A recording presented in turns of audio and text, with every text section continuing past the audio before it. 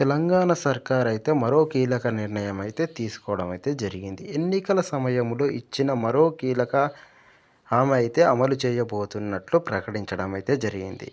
కాంగ్రెస్ సర్కార్ అధికారంలోకి వస్తే పేదలకు ఇందిరమ్మ ఇండ్లు ఇస్తామని ప్రకటించడం అయితే జరిగింది.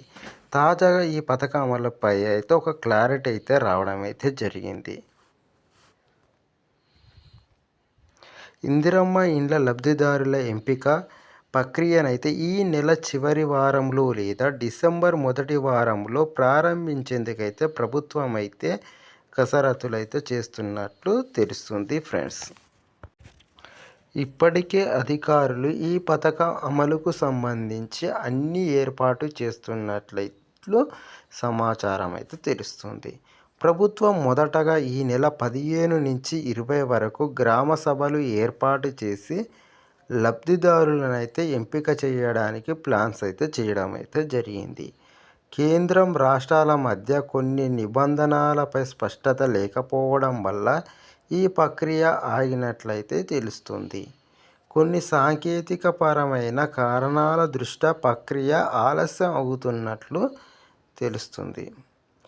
రాష్ట్ర వ్యాప్తంగా కొనసాగుతున్న సమగ్ర కుటుంబ సర్వే ఈ నెలాఖరులోగా పూర్తవుతుందని, ఆ తర్వాత ఇందిరమ్మ ఇండ్ల లబ్ధిదారుల ఎంపిక ప్రక్రియ చేపడతామని మంత్రులైతే అధికారులకు చెప్పడం అయితే జరిగింది.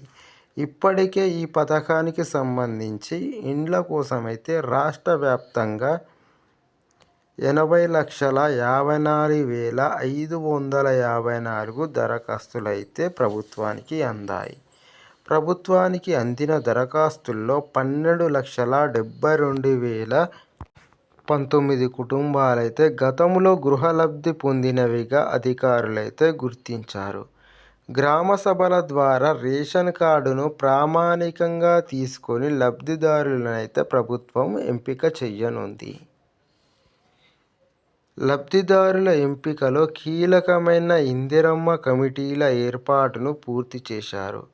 గ్రామ పంచాయతీ కార్యదర్శుల వివరాలు కేంద్ర ప్రభుత్వ సాఫ్ట్వేర్లో నమోదు చేస్తున్నారు.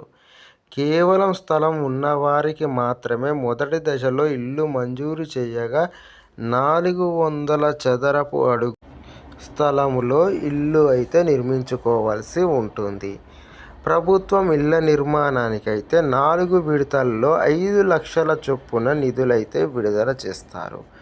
5 ఏళ్లలో 28,000 కోట్లతో 20 లక్షలకు పైగా ఇండ్లు నిర్మించడమే లక్ష్యంగా ప్రభుత్వం అయితే పెట్టుకుంది.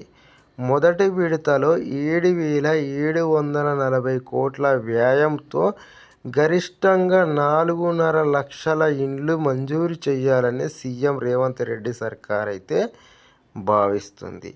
స్థలం లేని వారికి వచ్చే ఆర్థిక సంవత్సరంలో ఇండ్లు మంజూరు చేయడానికి ప్రభుత్వం అయితే భావిస్తుంది. అవసరమైతే ప్రభుత్వమే స్థలం సమకూర్చే విధంగా చర్యలైతే చేపడుతుంది.